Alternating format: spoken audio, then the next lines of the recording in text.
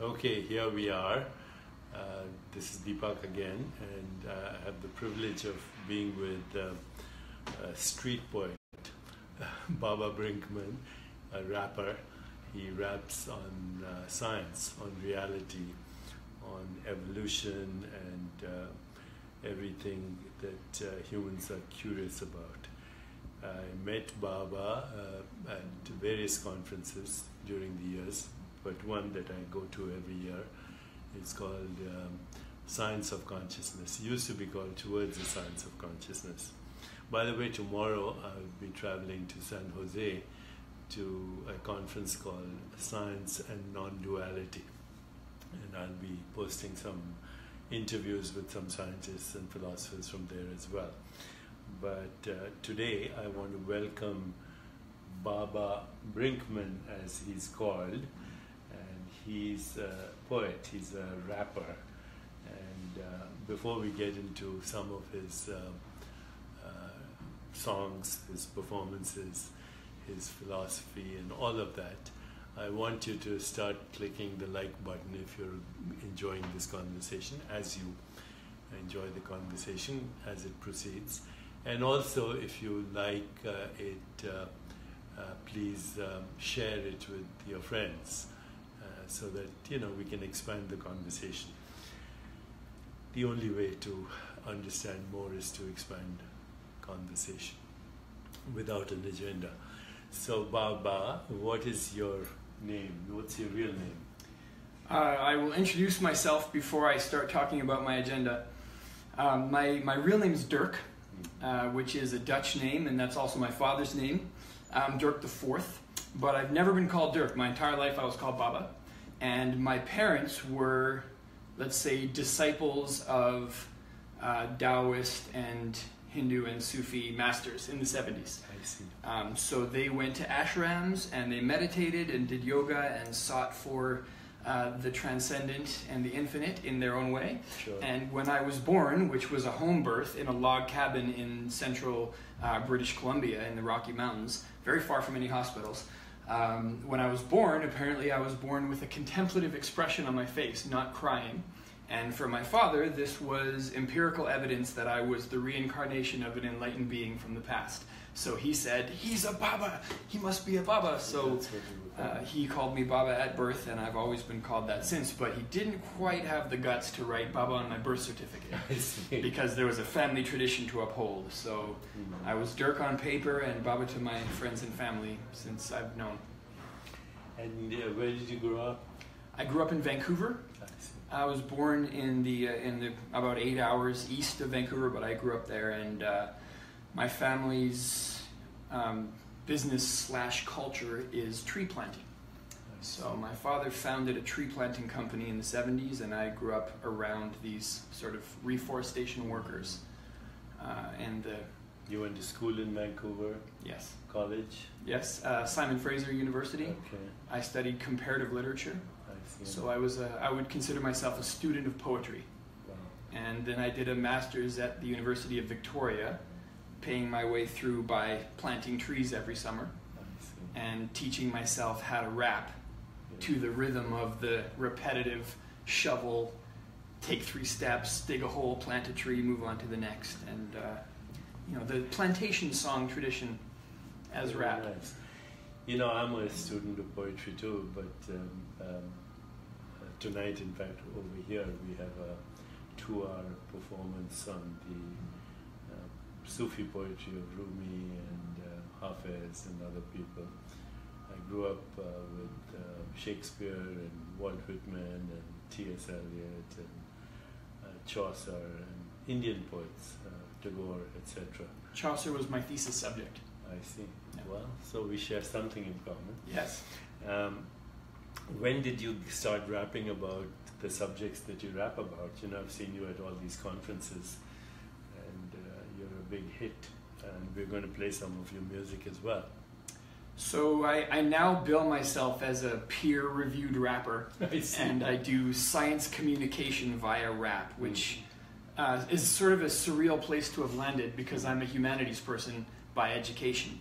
But I was an aspiring rapper in university, and as a bookish, middle-class, white Canadian, I didn't really necessarily fit the mold of what rappers look or sound like or where they come from. So it took me a while to sort of figure out what I could rap about. But it was poetry for me at first. I was doing an adaptation of Chaucer's Canterbury Tales in school. I took that on. One of my favorites, by the way. Yeah, I mean, it's so fun and so rude and sort of the foibles of human nature, lust, greed, jealousy. So I did a whole rap Canterbury Tales show, and I took that on tour around England and performed at the Edinburgh Fringe Festival in Scotland and at all these colleges and high schools. Cambridge University hired me to be a literary ambassador to schools to turn on the next generation to the joys of medieval literature. They're beautiful locations, eh? Cambridge University, yeah, and Oxford, and deep history. Okay, how did you get interested in rapping about science? When did it start? Well, it started in 2008 when I was on tour in England, and I performed my Canterbury Tales show at the only university that I have ever heard of where the medieval Chaucerians collaborate on research papers with the evolutionary biologists. So in Canterbury? No, this was at the University of Birmingham. I see. And the collaboration, you know, if you will excuse a slight diversion, I thought it was mind-blowing. Basically, they take phylogenetic analysis software for figuring out the relationship between bacterial DNA, and they feed manuscript variants from the 15th century into the software, and it produces a family tree of manuscripts. Because if a scribe made a copying error, every copy made from that copy would have the same misspelling. So if you use the random mutations in natural selection. Natural selection of Chaucerian linguistic variants. You can apply natural selection to anything. Huh? So, well, this team of researchers produced a paper that was published in Nature that had, let's say, empirical evidence of primacy of manuscripts. So before then, it had been very subjective. Like one scholar says, this feels more like Chaucer's voice, or the linguistic tradition of this area is better represented. But this research said, actually, you can see by the family tree analysis that this was the first manuscript. This one was copied from that one. It was this sort of rigorous approach to the humanities that I found mind-blowing as a literary theorist. I think we could apply the same kind of algorithm to our lives. I think so, we too. We happen to be meeting here right now as a result of random events. Some kind of natural selection in the ecosystem of relationships. I agree, yeah, because in every minute of your life you have options about who to interact with and who not to, and random mutations come up and you make selections, maybe not natural selections, maybe they would be called artificial selections or social selections, but I do think that human social life is fundamentally Darwinian in a way, because of limited time, limited resources, and limited choices. And those limitations produce choice points that are analogous to genetic variation. So if you're enjoying this conversation, please share it with other people. I can see some of your like buttons, but do share this conversation with others so we can expand the conversation. Which will help the video to thrive in the competitive ecosystem of social media. Right. Promote evolution. Okay.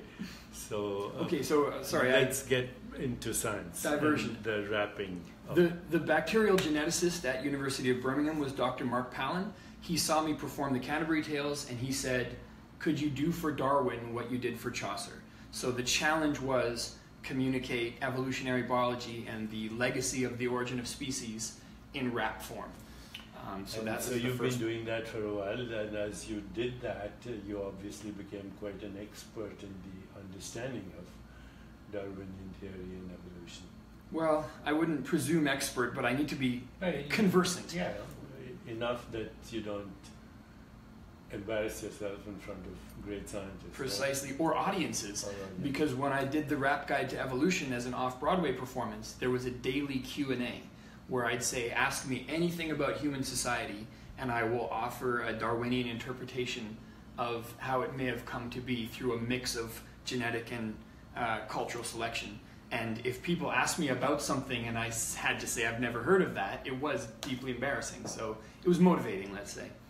So we're almost 10 minutes into this conversation, and when we come back, we will start with some of the rap on evolution. Is that fair enough? And then we'll talk about your new album.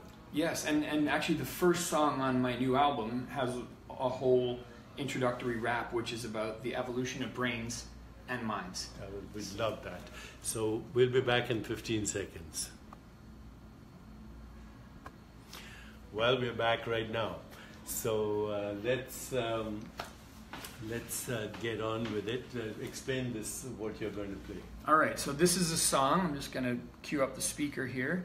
The title of it is Real, Recognize Real, which is a sort of pay on to the scientific method and the peer review system, where there's a system set up where experts are asked to vet the work of other people, but it also is intended to mean to signify, like, how can we tell what's real as brains that are trapped in a subjectivity that we only have a limited access to.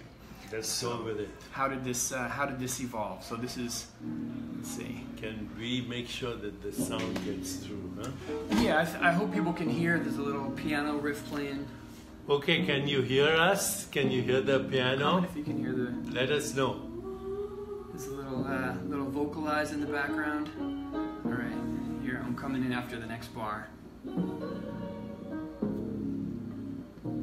I'm trying to find a mind that's awake, real, recognize real, like the rappers say.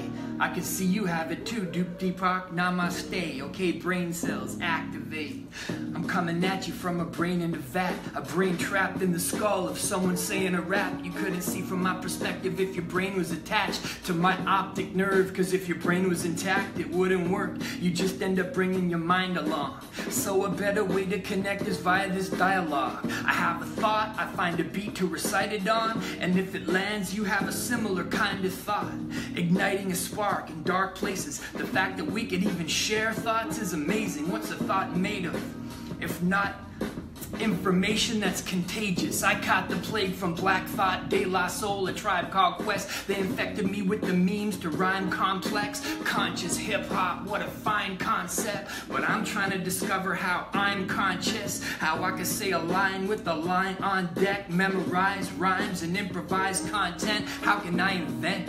Practice makes perfect? Okay, but what's popping up in the brain circuits? Hey, I'm trying to find a mind that's awake, real, recognize real, like the rappers say. I can see y'all have it too, cool, namaste. Okay, brain cells activate. A brain is a pattern finder. How much design work can you find in my rhyme verse? To make a rhyme, first you need a rhymer, an organism with no intelligent designer. From Aristotle to Thomas Aquinas, people thought if you wanted design, you need a mind first, but it's kind of the reverse. A mind is a product of a mindless process that built it from the bottom up. Physical stuff, pushing physical stuff. A perspective from a quintessence of dust. It was a blind watchmaker that perfected us. It took 1 billion years to make your brain and connect it up with 80 billion neurons in a network, each with 7,000 synaptic connectors, a minimum of 50 trillion intersections. Such a pretty materialistic picture of you and I, a couple minds that are awake, real, recognize real, like the rappers say. Everyone watching has it too, namaste. Okay, check it, brain cells activate. Now people listen, don't freak out, but the whole next part of this verse has got to be freestyle. See, you might find that a bit surprising, but what's up Facebook Live? Right now I'm improvising. That's right, you've never heard it, I got no mic or nothing, but do like Deepak said, hit that like button, because that's gonna cause this stream to get naturally selected and make a lot of new minds try to check it. See, this is me rapping not with obnoxiousness, but with the request that you people think about consciousness. Consciousness is what you have in your brain right now that's subjective. In your mind, it's the way that you're even able to check this. I mean, I know that you've got it. I won't twist it. I mean, it's necessary if you're able to listen. And if you're not listening, then you're not interpreting, and you're not listening to way that I'm just working things. See what I'm saying? I'm not trying to just be random and deep. I'm saying if you're not conscious, well, you're probably asleep. So wake up, hit record, wake up. Put your fingers on the keyboard, make a comment. I'm just bombing right now. I'm just trying to sound awesome. Using my brain right now, letting those flowers blossom. I'm talking the synaptic connections. Now check this. Baba Brinkman and Deepak sharing perspectives. Wow. So if you guys like that, let your friends know. Hit that like button and also the share button. And of course, this will live on the internet. And we'll put it on other channels too. You'll see it on Twitter, everywhere else. So what's the album, the new album? So that was one of the songs from the Rap Guide to Consciousness. And for the person I just saw who commented that the energy is not there, yo, I'm playing on a tiny little Bluetooth speaker up in this room. But give me a microphone and a big concert. This is random comment. Maybe it's a rapper thing. You see a comment, you got to comment back. All right, so this is the Rap Guide to Consciousness, and it is 13 songs about the science of subjectivity. And it goes through a few different variations of neuroscientific theories of consciousness. There's fame in the brain. I'm sure you're familiar with that. There's integrated information theory, and there's predictive processing. So those are the three that I try to explore in depth. And then the overall theme, which you could have gleaned from that introductory rap, is the acceptance of and engagement with a materialistic view of where consciousness comes from and what it is. And it's very, I think, deeply counterintuitive for people to consider the possibility that our very rich subjective experiences are produced by the interactions of physical things. But that was one of the core messages that drew from my reading of contemporary neuroscience.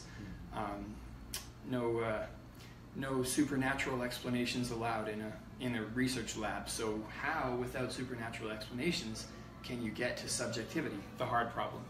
So I tackle it in the songs. And you should know that Baba's wife is a neuroscientist, Heather Berlin, right? Yes. And so he knows neuroscience, he understands neuroscience. We talk about it at the breakfast table. The breakfast table. Hopefully not... I'm not going to crack this joke. And in bed after hours. Okay. So in bed too. Neuroscience, of course, is the biggest frontier right now in understanding what we call perception and cognition, and addressing the hard problem of science, which I talked to you about, or the hard problem of consciousness, which I talk to you about every day. In fact, that's where I'm going tomorrow for the next conference. Is all about the hard problem of consciousness. Say a little bit about how people can find this album. Where can they find this album? So it's just been released What's 4 the name days again? ago. It's called The Rap Guide to Consciousness. Once again, The Rap Guide to Consciousness. On the back you have the beautiful octopus cephalopod there. And that's one of the songs is about what is it like to be an octopus. It's on iTunes, Spotify, Amazon, or if you just go to music.bababrinkman.com, all of my records are streamed from there. That might be the simplest. The music.bababrinkman.com. BABABRINKMAN.com. Okay, can you remember that once more? Or if you just type in Rap Guide to Google, as far as I know, no one else is doing rap guides as an information channel. So what a wonderful way to bring science to the world. What a wonderful way to explain evolution to the world. What a wonderful way to also bring this conversation to a broader world, because I think consciousness is the biggest mystery, one of the biggest mysteries. If you go to, if you go to the internet and you type out the open questions in science, the first question, open question in science, you'll find in most sites is what is the universe made of? And without going into details, no one knows. It's made of nothing. And then the second question is, what's the biological basis of consciousness, which is what Baba Brinkman is addressing with all his physicalist ontology and neuroscience theories, whether it's integrated in information or any of the other theories he's addressing. And unless you know what these theories are, there's no way you can actually participate in this conversation intelligently. Just a quick chime in there of the sites that I mentioned where you can get the record. The music.bababrinkman.com site has links to further reading for each of the songs. So that's a good site to go to. So that's basically my bibliography for putting the record together. So, Baba Brinkman, what's your definition of consciousness? As you know, people fight even about the definition. Sure. Well, I think what it's like to be you, your personal subjective experience. I think awareness and consciousness are usually interchangeable. So it's what, if someone asked you right now about your field of vision, your thought process, what you can smell, what you can feel, I think the sort of probing definition works pretty well, because if someone asks you about something that you can't talk about, then it's probably not something that you were conscious of, although we have to be agnostic as to whether you were and then you lost it a second ago. But that is the sort of, for me, I think a scientifically probable, investigable definition has to be one that there's some way to get evidence of it. So asking people, looking for some sign that they're aware of something. For babies, it's eye movement or attending to things. But it's it's what is the contents of your field of awareness at any given moment. So that's a good. I like that. The contents of the field of awareness at any given moment. And it's always in a single moment, isn't it? It's a present moment only phenomenon. Right. Now, when I get my turn, I'm going to say there's no such thing as a present moment, but we'll let it go for now. Well, okay. Maybe a lot of the things that I say could be taken as pragmatic or working definitions for the purpose of investigation, not getting stalled. So, what is your favorite theory right now of consciousness? I do tend to fall more towards the fame in the brain or global neuronal workspace activation theory, but I am recently intrigued by, and if people listen to the album, they will see lots of fingerprints of predictive processing, or the Bayesian brain. Which you addressed in that little conversation we had with Michael Sharma the other day. Right? Yeah.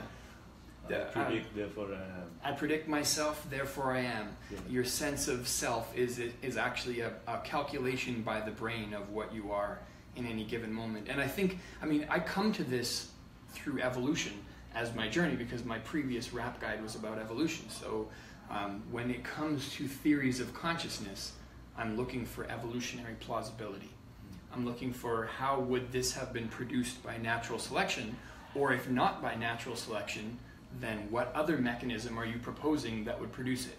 So the global workspace theory is, has an evolutionary pedigree of this kind of awareness was adaptive for our ancestors to have, for there to be contents of not just the fruit is red, but how red is it? And what's the difference between that shade of red and another one? Animals obviously have that, but humans have the ability to, let's say, relish the redness. And there is a social evolutionary theory of why. You write poetry about it. Exactly, and that poetry, let's be honest, has sexual and social selection benefits. Mm-hmm. We still talk about Rumi, because Rumi was very successful in the competition to get his memes passed on to future generations. I don't know a lot about his genetic success in his time, but I know there's lots of erotic poetry in Rumi's canon as well, right? So where does epigenetics fit in now in your mind with the strict Darwinian view of evolution? Because human evolution now is, of course, propelled by culture and cultural means. And I work with Rudy Tansey. We've written a couple of books together, and we know that experience and all experiences in consciousness ultimately, you would say it's in the brain, but never mind that.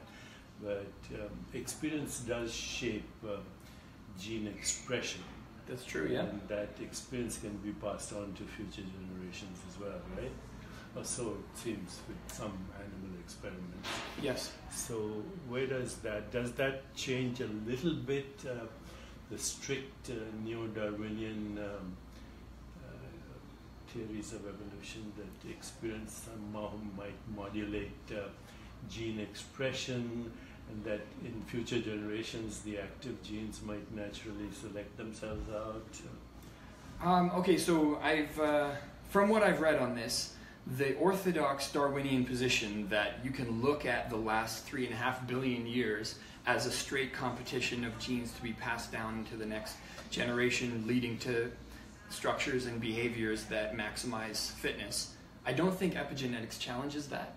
I think it's still the case that you are the descendant of all of your ancestors that successfully reproduced, and all of them had conspecifics, or competitors really, in the Darwinian sense, that did not reproduce. So that's still the case, whether epigenetics is true or not. What's interesting about it is it seems to expand the range of what kinds of phenotypes can be born in each generation in terms of how well adapted they are to the local environment. But the reason I don't think it overturns orthodox Darwinism is because they seem to die out pretty quickly. And in the lab experiments, you get it for 3 generations in mice, or 7, I think maybe even 13 generations in nematode worms, but they're reproducing very quickly. So how many years later do you find that the effects have actually disappeared?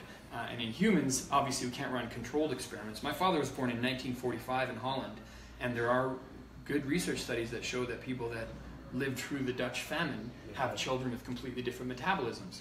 But did they have diabetes and high risk for that? But did they have great-great-grandchildren with different metabolisms? It looks like no. And that actually makes sense from a Darwinian perspective, because each next generation is going to have a different epigenetic set of triggers. So what are some of these social Darwinists or neo-Darwinists, they're talking about altruism, compassion, cooperation as actually mechanisms for survival rather than competition?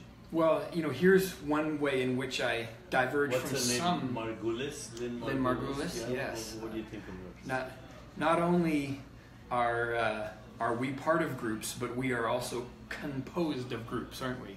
Our cells were once multiple organisms that decided to cooperate. And before that, there were molecules, and before that, there were atoms and particles. So yeah, I came together. So I agree with Dawkins in most respects when it comes to his view of how evolution works, but I actually tend to side more with E.O. Wilson and David Sloan Wilson on the group selection origins of altruism question. So I think that is a genuinely open question in evolutionary biology, but not genuinely open in the sense that there's no data on it, just that the data is not completely unequivocal. But I think there's good evidence that that groups can be selected, at least, for sure, in artificial selection experiments that's been shown.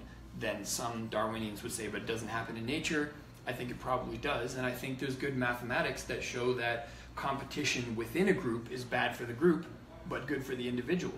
And competition among groups can be bad for the total population, but good for the groups that have the coherence to cooperate with each other and perpetrate their groups into daughter groups, or just expand more. So I think humans have been through that process. So as you can see, he's pretty good at his knowledge of all the various interpretations of evolution, but fundamentally Darwinist, right? Fundamentally Darwinist. In a way, this is a very non-rebellious position for a rapper to take. Mm-hmm. Because I'm kind of a spokesperson for orthodoxy, aren't I? Right. I take what the majority of scientists seem to think in one domain and try to communicate to the public what I glean as the scientific consensus, which is very non-revolutionary, but some consensuses, like for instance that Darwin was right and the world is not 10,000 years old, are still rejected by millions and millions of people. So sometimes science needs harsh advocates to stand up for it. People are embedded in their constructs and their mythologies. But before we come back, and I have a few questions before we wrap it up, so to speak. Do you want to do a little rap again? Sure. So let me drop another song from this record, and I can make Remember this one. the song, the record is once again? It is the Rap Guide to Consciousness. There you are. And so here I'm going to do a track about the fame in the brain theory, which I talked about. So this is the global neuronal workspace. So the idea here is that consciousness, which we experience as a subjective, rich, almost like cinema screen presented before us, is actually produced by very large coalitions of neurons that all activate synchronously. So if small areas of the brain are activated, you're not producing consciousness with that. It has to be an activation of a whole group of different areas, and basically the idea is that the content of consciousness is famous, i.e. triggering activation in a wider range of neurons, and that's not that plus something else as consciousness. That's what we experience as consciousness.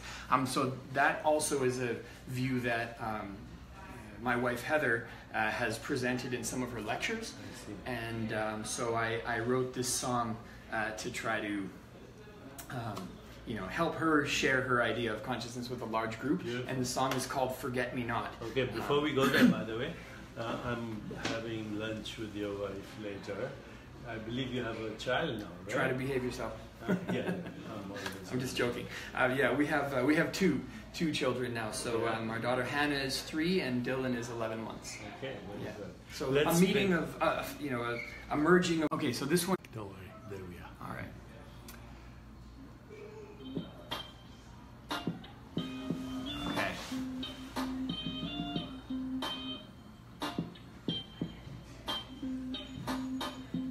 Forget me not when I'm gone.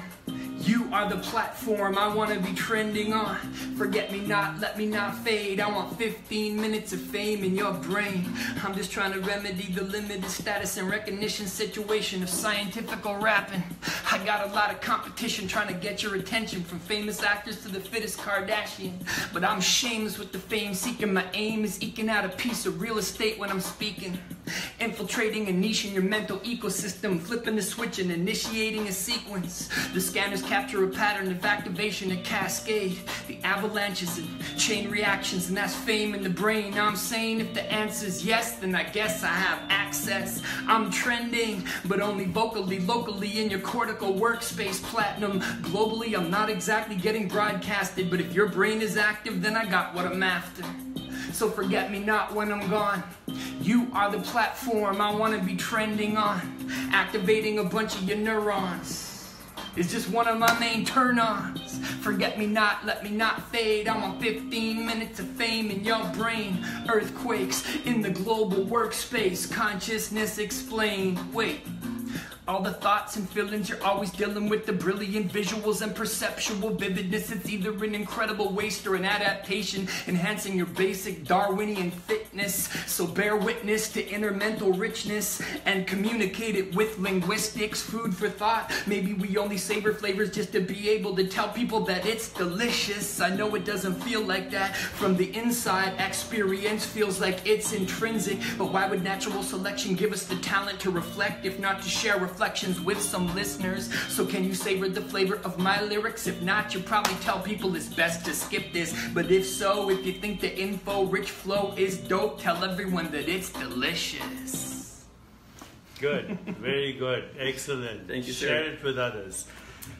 This is drawn from just a quick note. Yeah. It is a book called Consciousness and the Brain by Stan DeHaan, who also presented at the Tucson conference where we met for the first time. Very good. So that's one theory of consciousness. Listen, check out the album, share this podcast with others, and give us feedback, and I'll be coming back to this. So before I say a few things about my worldview, I want to ask you a few more questions, if that's okay. Absolutely, yeah. So where are your parents now? They're still interested in Zen and Eastern wisdom traditions and all that? Yes, and I should add that so was I. And so am I, in a sense. When I began this process, I would say my beliefs were pretty much exactly aligned with my parents. The process by which I mean rapping about science. So they believe that we are beings in a body, and the beings continue after the body dies, and there is infinite consciousness, universal consciousness, which some people call God, that our consciousness is but a drop of the ocean or a subset of. And through meditation, you can tap into that universal consciousness and connect with it in others. As they say in a yoga class, namaste, the light in me recognizes the light in you. And I really thought when I began this scientific investigation process that science could explain this much, but it was inadequate to explain certain things about human experience, especially art and spirituality. So as a freestyle rapper, I can say sometimes the lyrics appear to be flowing through me from elsewhere, and a lot of rappers describe that process. And I didn't think science could explain that. I thought it required a supernatural realm or some kind of metaphysical or mystical explanation. And same for religious experiences that I've had through meditations. I did study meditation a lot when I was younger. Then reading up for the Rap Guide to Evolution, I came across very plausible Darwinian explanations for where humans would get the subjective experience of artistic rapture and spiritual rapture, and that they had sort of adaptive Darwinian frameworks to explain why we have them. The key insight for me was actually Robert Wright's book, The Moral Animal, and he constantly points out that natural selection would not design a clear-thinking, reality-perceiving organism. Robert Wright, who teaches here in New York. Yeah, and who just did a book on Buddhism, right? Yeah, and in fact, he says Buddhism is true. Buddhism is true, and I just finished it, and you know what? I think he's right. I think there are very good outcomes of meditation in terms of compassion and groundedness and promoting a peaceful world that you can really celebrate unequivocally without having to fight with scientists about the nature of reality. I think science is validating certain aspects of spiritual traditions, and Buddhism especially. But anyway, my parents are not with me on the atheism and orthodox Darwinism, but they celebrate the initiative to be curious about the world and share my findings with as many people as possible. Okay, great. So I'll ask you one or two more questions, and then I might want to give you my worldview. Please. I'd ask you to listen to it. And I formerly shared it, so I will be open. So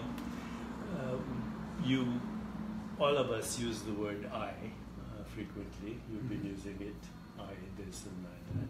Pragmatically. So what, in your view, is I? Well, I think if you look in the brain, you don't find any one part that fits the bill, do you? And if you talk to an individual, they will be able to tell a story about, I am the person that lives in my body, I'm the person that's known by my family members and my society. So I do actually like Dan Dennett's description of the self as a center of narrative gravity. It has especially kind of a literary appeal, because the idea is that a self is that which stories cling to. And we can't escape from the stories about our life, our biography. There's no physical center, right? Well, there's no physical center if you look at small areas. But I would say the brain is where the self lives. But as a sort of community of activities between different parts of the brain. And the thing that gives us insight into what parts of the self are constructed by the brain is brain damage. So you can have people that lose all of their memories of, one set of things but not another, or they think their wife is a hat, or they think their wife is an imposter, or they, can't reconcile what their right brain and their left brain are doing because of the corpus callosum being cut. So, I think the self is a story produced by the brain for a very good adaptive reason, because we want to interact with people that seem to have a core of identity. If someone acts differently every time you see them, you go, I can't do business with that person. I can't be friends with that person. I wouldn't even know how to be comfortable around that person. So by necessity, we build a self based on our interactions of everyone we meet in our lives, using the building blocks of our mental and genetic capacities. Fundamentally, there is no such thing then. Well, I think there's a self like there's a government. Mm-hmm. I think there's a government. You want to go look for it? It's not in any bricks. Or a corporation. No person is the government, Or a corporation. Or a corporation. Or a city. Yeah, exactly. There, traffic isn't a thing, a physical thing. It's an emergent thing from the interactions of lots of physical things. Correct. So I think the self and consciousness are kind of like traffic, Okay. but maybe not necessarily like the bad kind of traffic. Sometimes it flows. Okay. What about matter? What is matter? What is stuff? Physical stuff. Well, physics is one. I'm weaker on physics than biology. You're pretty good. You go to all these conferences, you rap on these concepts. Okay, well, yeah, I can say the view of reality that I subscribe to from having read a few contenders is the one that was presented by Sean Carroll in his book, The Big Picture. So, which I read. There are... Actually, I did a Facebook Live on this book. Okay, I thought it was a brilliant book, but I also subscribe to poetic naturalism, which is what he's promoting. There are fields of possibility that manifest themselves as particles for our level of interacting with the world.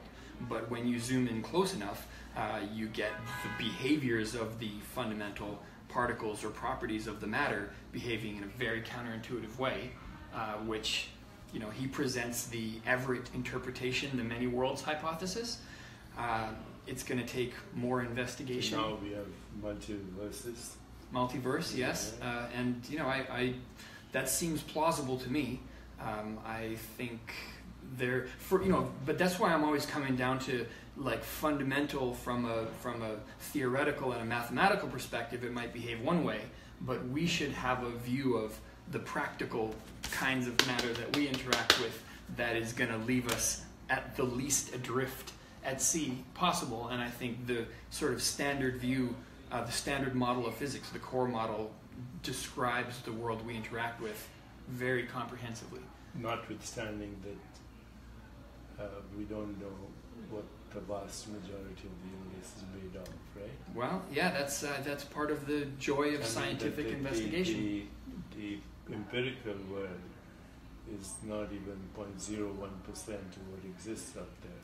You mean dark matter and dark energy? And then the invisible interstellar dust. If you take all of that into account, then the atomic universe, which is 2.2 trillion galaxies we're told now, 706 billion stars, and uncountable trillions of planets, is about 0.01% of what exists. The rest is unknown or possibly unknowable. In practice, and I think for me the sort of lesson that I've taken from the reading of all these scientists is, we'll find out as our powers increase of investigation and of observation, but we should have an idea about what would change our minds about what's real.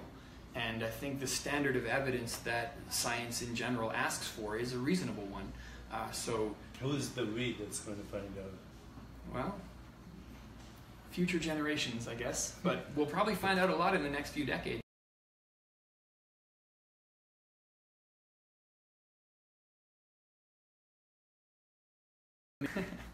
Here we go. We're back. Okay, so I'm going to just express my worldview as quickly as I can. Sure. I want you to think about it, and I have a gift for you. I'll give you my new book. So, my worldview says that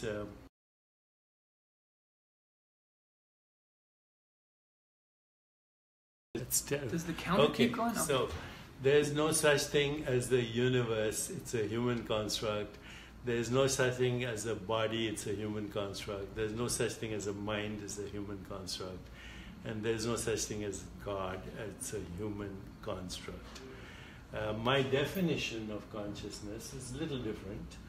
It is that in which all experience occurs. It's the capacity for experience. It's that in which all experience is known, and ultimately it's that out of which all experience is made. A simpler way of saying it's the capacity for experience. But not the experience itself. Not the experience itself. It's the capacity for experience. It's the knowing element in every experience.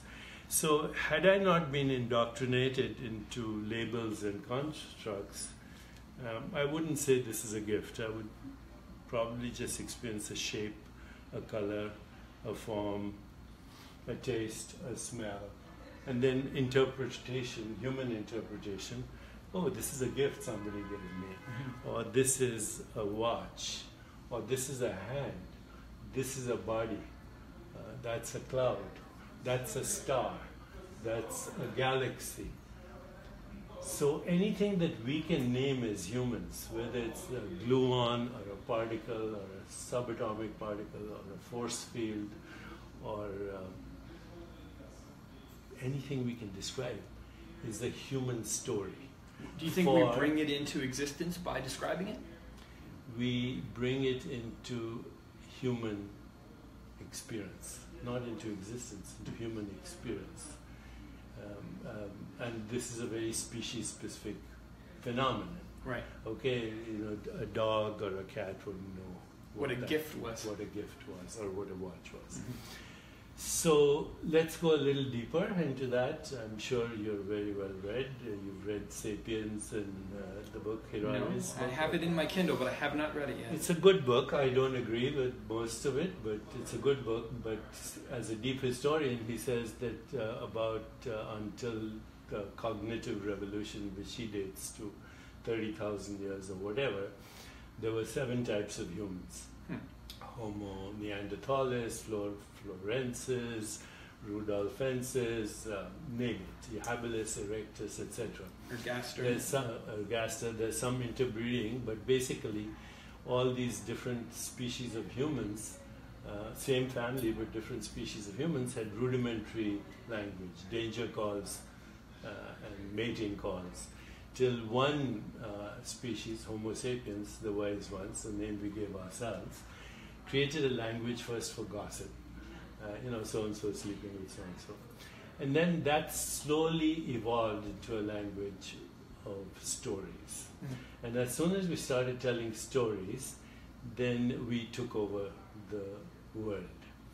And we created empires, we created money, we created culture, we created society. Ultimately, we came up with math and science, which are stories in human consciousness. And so as we look at the history of human thought, and this is not what he's saying, I'm saying this, you have the biblical story, which no one believes in. You have the mythological, a third of Americans, but okay, no one important. Okay. So you have all these cultural mythologies. Some go, they're all religions are cultural mythologies. They all go back to some Bronze Age and then the others to medieval times. And we do now subscribe, a lot of people do subscribe, the American voter subscribes to those cultural mythologies. So you have the biblical universe, and then you have Newton's story of thermodynamics and the laws of motion. Then you have the relativistic universe of Einstein, both the special and general theory. Then you have quantum mechanics, which, as you know, has 25 interpretations, at least on Wikipedia. You have multiverses, multi-universes. One of which says that it's all mind, and only minds can create reality through the quantum decoherence. That's a story. Even that's a story, right? So what I'm saying is that everything, including Darwinian evolution, is a human construct, and a good one. It serves its purposes. You've been saying very frequently, practical, and that's important. But practical doesn't mean it's giving us access to what reality is. And what I'm saying is that to come up with a theory, whatever that theory is, you need consciousness. Theories are conceived in consciousness. Experiments are designed in consciousness. observations are made in consciousness. The word brain is a human construct for a perceptual experience and its interpretation. So, I saw Anil's video, Anil Seth's video. Which influenced my record a lot. Okay, and he says the world is a controlled hallucination. He should have said, by the way, it's a controlled human hallucination, because it's not the hallucination of a whale or a dolphin or an insect with 100 eyes. Mm-hmm. But then if everything perceptual is a human controlled hallucination, so is your body. So is the brain itself. Are we using a hallucination to explain a hallucination? You get into tremendous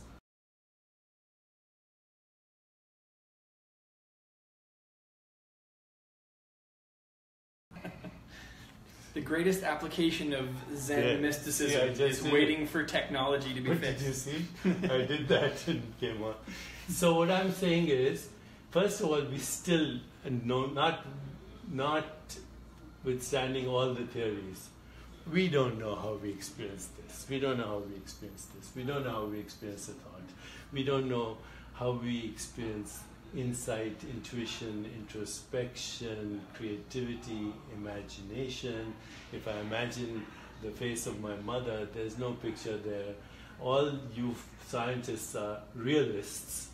And you look up the literature on realism, and of course I know a lot of them denigrate philosophy, some of your friends. Anil's not too friendly towards philosophy. Yeah, he's not, nor is Neil Tyson, and nor is Richard Dawkins. But the fact is, if you look up realism, there are so many kinds of realism. Naive realism, which I think most scientists are, which says the world is how it looks like. Then there's representational realism. No, there's some representation of it here in the brain, and it's some kind of VR miniature representation that's projecting this. And then there's what you call scientific realism. The world isn't like this, it's atoms and molecules, but those are constructs for modes of knowing and experience. So my view is there's only consciousness, and its activities are sensations, images, feelings, thoughts, sense perceptions. The rest is a story. There's no God, there's no universe, there's no body, there's no mind. These are human constructs for modes of knowing in awareness, and then interpretation of those modes of knowing and experience in awareness. Useful stories. The scientific story is the best story we have, but it's a story which has also created global warming, which people deny, and scientists want to not deny it, but remember, it's the scientific. Well, and we only know about global warming because of science. Yeah, as well. but we created it. Yes. Okay, we created atomic bombs. We created nuclear weapons. We created contamination in our food chain. We created the destruction of the ecosystem, the extinction of species, and now because of a science which does not acknowledge the primacy of consciousness, because consciousness is where all experience occurs, including the experience of doing science. We are risking our extinction. The next extinction will be the gift of a science that is half-baked. It looks at the world naively without asking who or what is looking at the world and why. Okay, I'm going to, first I'll start with a question and then try to respond to that. But this is a worldview that's very sort of coherent. You've worked out the contours of it over a lifetime of writing and thinking. So I was going to ask, how do you feel you came to it? Did you come to it through research, through experience, through intuition, direct engagement? How would you feel? Because I can say I come to my worldview through basically like popular science books. I didn't come up with any original ideas about evolution or physics. I read and I can say I agree with Dawkins on this, Davison Wilson on that, Sean Carroll on that. So how would you feel by the way, agree with Dawkins on anything. I think he's a fundamentalist. All right. And so I've given up on him. But where would you say is the source of your worldview? I trained as an internist. Then I trained as an endocrinologist. Then I trained as a neuroendocrinologist. I recognized that biological responses to treatment were unpredictable. I started thinking of unpredictability as the essence of existence. I didn't use the word random, by the way, because random says inherently random, unpredictable says I can't predict. And I realized that actually unpredictability is the basis of all creativity. So I started to ask myself, and I read everything. I've read all the philosophers, East and West, and I've read all the Dennett's and you know, Dawkins and all the new ones. But they don't teach that everything is consciousness in endocrinology classes. So you went your own way at a certain point. I went on my own way. I asked myself, who would I be without any construct? Which is what Robert Wright is talking about in Why Buddhism is True. Yeah, that's a goal of Buddhist practice, is to remove constructs and altogether, including the scientific construct, because it is a construct. Okay, this is an experience. As experience, it's shape, color, taste, smell, and the interpretation of it. That's it. And where is that experience? I can't tell you where it's happening because there's no location for it. Consciousness doesn't have a form. In a way, if it had a form, you'd be able to see it. Having no form, it's not in time. The progress of neuroscience has the potential to disrupt what you're saying. Because right now, you can't identify the exact arrangement of brain cells that equal thinking of your mother. But I'm saying, but what if brain they can find is it? A construct. I just don't know how we would. It's an interpretation of an experience. Yeah. All you have, everything that you know, is a result of an experience or an interpretation of experience. That's true. And you know, even time is a construct. You said moment in time. Have you seen a moment arrive, leave, and then the next moment arrive and leave? So now is not a moment in time, and here is not a location in space. It's just this state of existence. let's take a social evolutionary view of the story you told of the history of ideas. You had biblical stories, mythological stories, and then you had Newton arrive with the Newtonian mechanical story. But he wasn't the only one telling a story about the world at the time. Newton emerged as the best describer of reality in terms of what can be empirically tested and what can predict the behavior of celestial bodies, for instance. Yes, so a Newtonian interpretation of gravity was the best story the scientists could find when testing it. Same with Darwin, and now same with quantum physics. But that means it's not arbitrary. There is a benchmark that things are being tested against. So my worldview is the evolution of species is the evolution of species of consciousness. We are a species of consciousness in which that which we call mind, body, and universe go together as the human experience. So a dolphin or a mosquito or other species are species of consciousness in which their so-called, what humans call their mind, body, and universe go together. And we are still evolving as a species of consciousness. I predict there will be the meta-human, which will have a new story. I have one other question. This came up earlier. You talked about pollution, species loss, global warming as the products of a scientific worldview that fails to put consciousness at the center of its metaphysics or its reality perception. How important do you think that is? Because your view, I think philosophically it's kind of idealism, like everything is made of consciousness, reality is made of consciousness rather than consciousness being made of particles. Right? Maybe idealism isn't what you call it, but you know that famous argument where Samuel, what was his name? He said, "I refute you thus." You remember that, right? Samuel Johnson? Samuel Johnson, you know, when he was somebody was explaining idealism, and he kicked a rock and said, "I refute you thus." Yeah. And David Chalmers did that with me. Yeah.